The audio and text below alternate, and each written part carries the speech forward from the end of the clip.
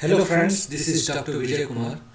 I am welcoming you all in my lecture on the topic null and alternate hypothesis. In the last lecture of this hypothesis testing series, I discussed mainly about the term hypothesis. In the present lecture, I will discuss about the various concepts regarding null and alternate hypothesis. I will also discuss about two-tailed test, one-tailed test, left-tailed test, right-tailed test, rejection area, critical reason. In the next video, I will discuss about level of significance, test statistics, and other relevant concepts related to hypothesis testing. In the last lecture, as I discussed, hypothesis is an assumption about a population parameter. This assumption may or may not be true. I also discussed hypothesis is a presumptive statement or a reasonable guess based upon the available evidences which the researcher seek to prove through his or her study. All these things already I have discussed in the last lecture. You can access my lecture video.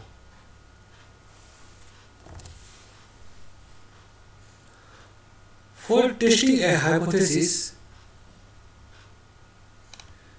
we have to formulate an assumption.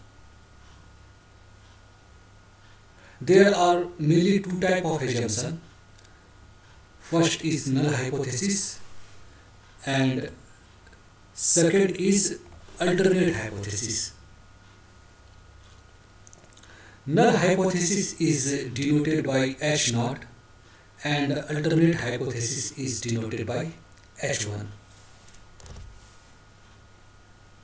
Now I will discuss about null hypothesis and then subsequently I will discuss about the alternate hypothesis. First, come to the null hypothesis.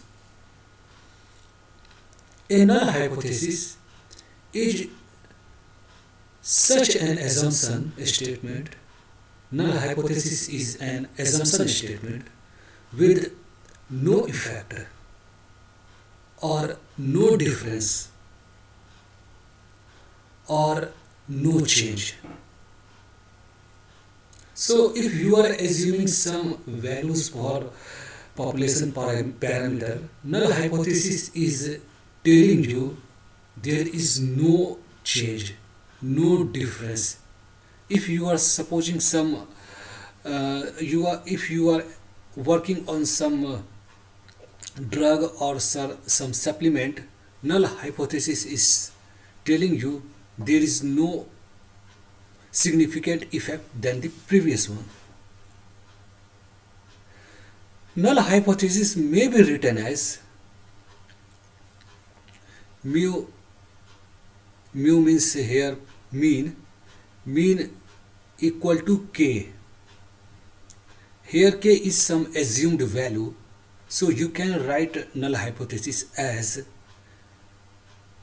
mu equal to k, mu equal to less than or equal to k, mu equal to or more than k. As I discussed, here k is any assumed value. Suppose you are working on the average body weight of the herd. There is so many thousands of animal in a herd and you are working on the average body weight and you assumed average body weight maybe could be around 500 kg. So here K is 500 and your null hypothesis will be mu equal to 500 kg. Null hypothesis may be written as mu1 equal to mu2. Here mu1 and mu2 are two sample means taken from one population. From one population you are taking two sample and you are by null hypothesis will tell the sample mean of first sample and sample mean of second sample will be same. So if we are assuming some value for any population parameter, then in that case under null hypothesis we are considering no difference. Similarly, if we are considering effect of any drug or supplement on disease or on health, then in that case under null hypothesis we are considering no effect of no significant more effect, no significant less effect of that supplement or drug on the health or on the treatment. In the case of null hypothesis there must be an equal sign. So generally when we are writing null hypothesis there is one equal sign. You can see mu equal to k, mu equal or less than k, mu equal or more than k, mu1 equal to mu2. So in the all statement you will find one equal to sign. Now I will discuss about the alternate hypothesis.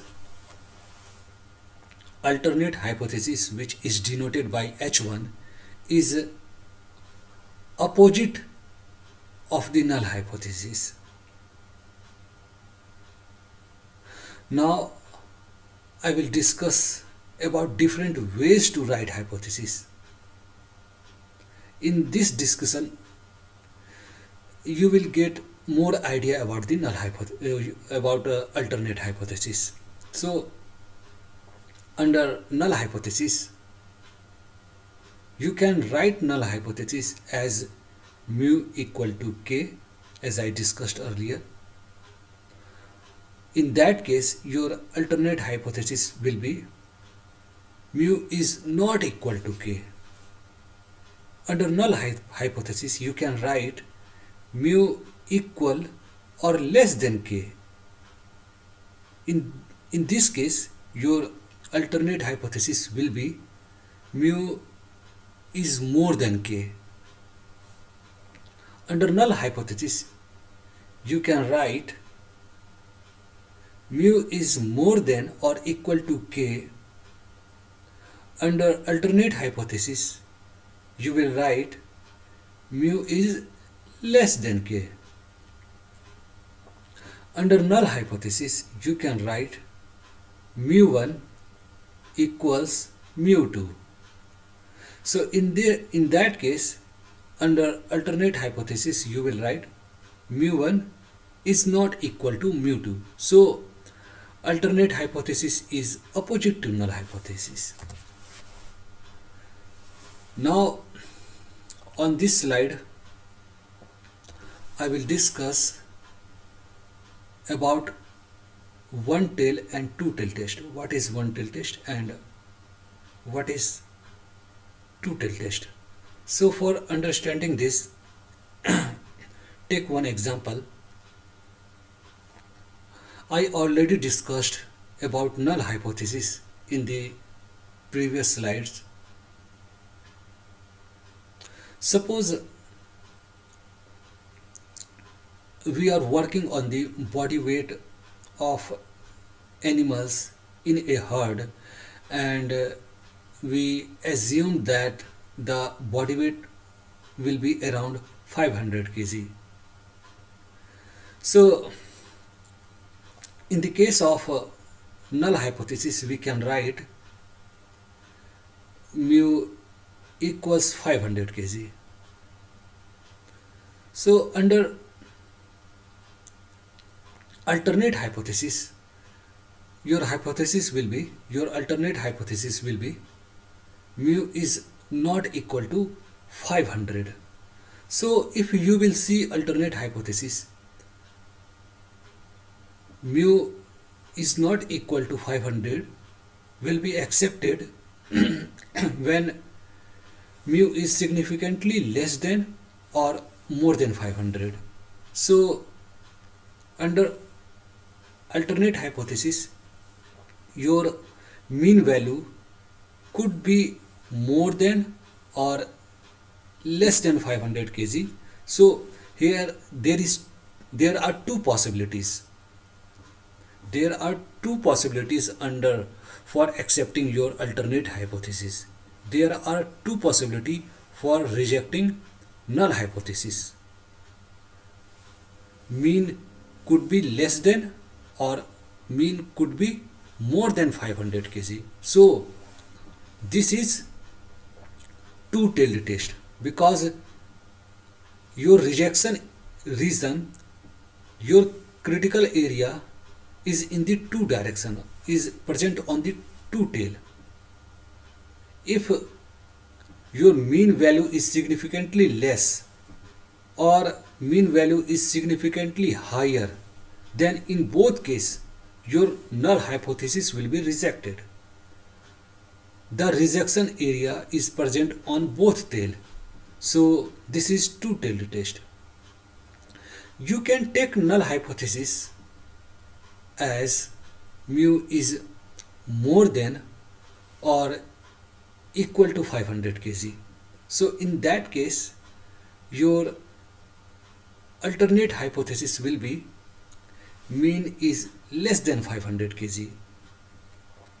In that case, your null hypothesis will be rejected if mean is more than 500 kg. So there is only one rejection area. Rejection area is situated on one tail, and that tail is on the left side. So this is known as left tail test. I will explain why left tail test, why right tail test in the next slide, when I will diagrammatically discuss all these things. For remembering, in the alternate hypothesis where I have written mu is less than 500 kg, for remembering why it is left tail test, you can see tail of the less than sign is on the left side. So you can remember it is left tail test. Similarly, you can write null hypothesis as mu is less than or equal to 500 kg. This is your null hypothesis. Mean is less than or equal to 500 kg. In that case, your alternate hypothesis will be mean is more than 500 kg. So for when your null hypothesis will be rejected, your null hypothesis will be rejected if the mean value is less than 500 kg. So here your rejection area is again in one tail only, and that tail is on the right side. In the next slide we will see how your rejection area is on the right tail. For remembering, similarly as I discussed in the left tail test, you will see in your null hypothesis the tail of the more than sign is on the right side. So this is right tilt test. Come to the next slide. Here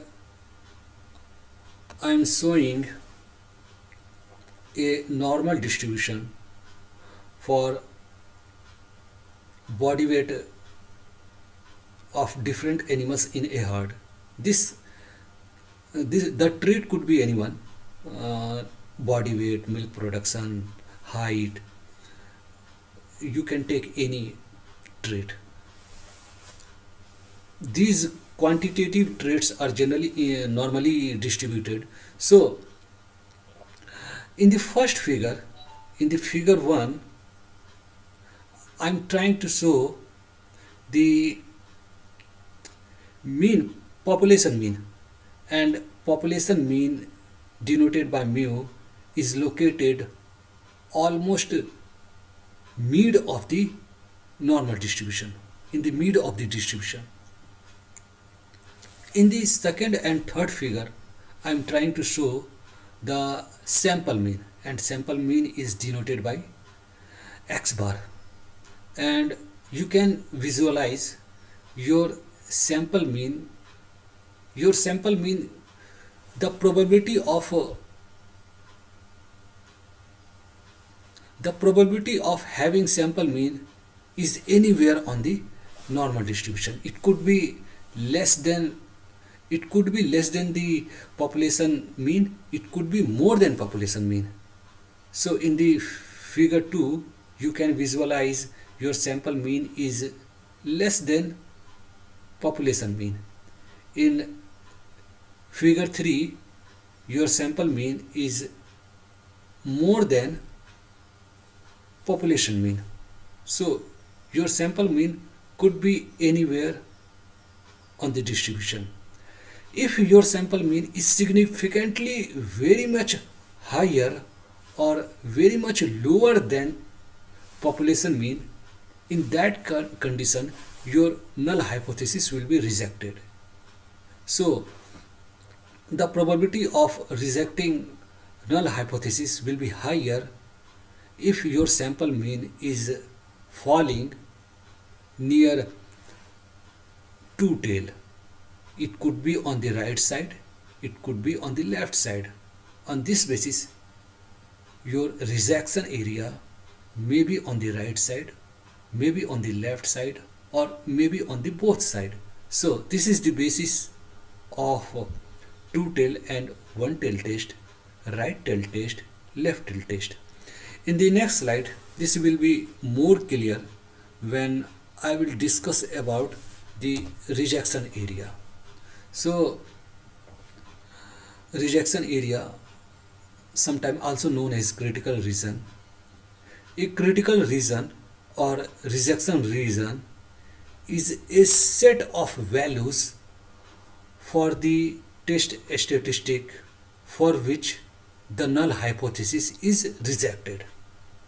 That is, if the observed test statistic is in the critical region, then we reject the null hypothesis and accept the alternate hypothesis.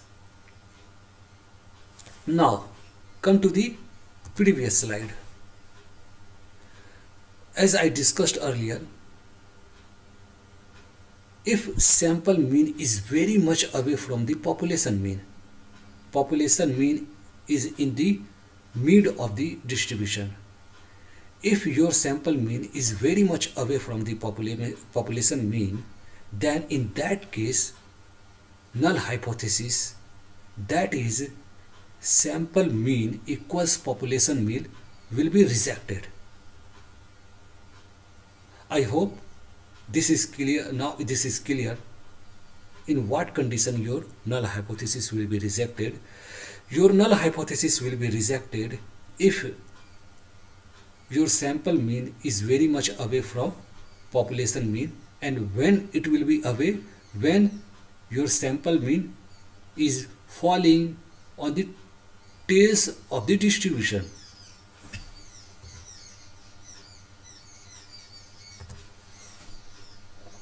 Here in this critical region, rejection region, you can see your critical region on the true tail denoted by red area.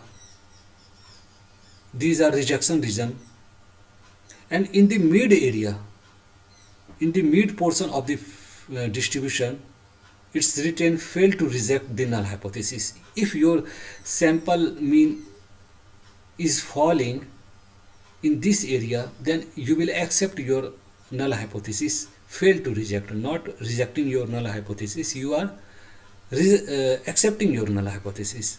If your sample mean, if your test statistics is falling in the rejection area on both tail, your null hypothesis will be rejected. One critical value is is with positive sign, one critical value is with negative sign. Negative and positive sign is showing higher and lower value. Positive sign showing higher value for the test statistic. Negative sign is showing very much lower value for the test statistic. So this is all about rejection area. Now I will discuss about the two-tail test. What is two-tail test? As I discussed earlier, in the case of two-tail test, your rejection area will be present in both tail. This diagram is showing two-tailed test. Here, alternate hypothesis is mu is not equal to assumed value. So here in this case, mean could be, assumed mean could be less than. Here your mean, your sample mean could be more or less than assumed value. Alternate hypothesis will be accepted if mean is more than or less than assumed value. Your alternate hypothesis will be accepted if your sample mean is very much more than or less than assumed value. In that case, alternate hypothesis will be accepted and null hypothesis will be rejected. So for rejecting null hypothesis, there are two reasons. One is on the left side and one is on the right side. In both sides, your null hypothesis will be rejected. So this is two-tail test. Now come to the right tail test. This diagram is showing one-tailed or right-tail test. Here alternate hypothesis is mu is more than assumed value.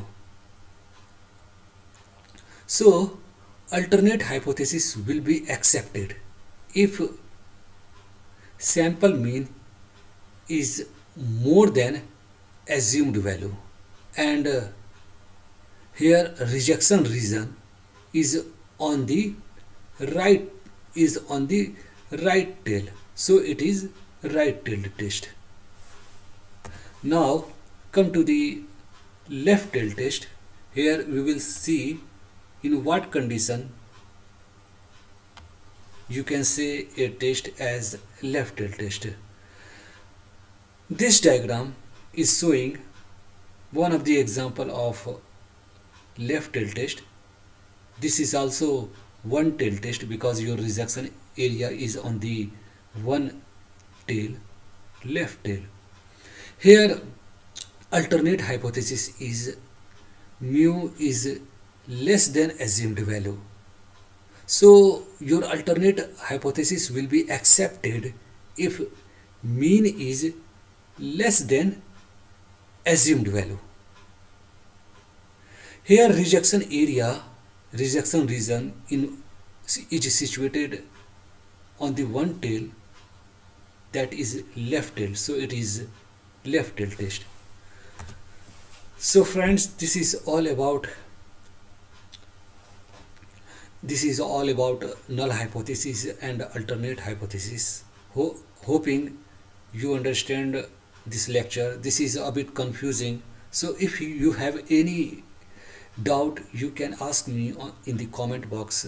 I will try to make things clear by writing you. If very much problem, then I will again make a video on this topic with some other examples, some new examples, so that I can make the things clear. Thanks for watching my video. Thank you very much.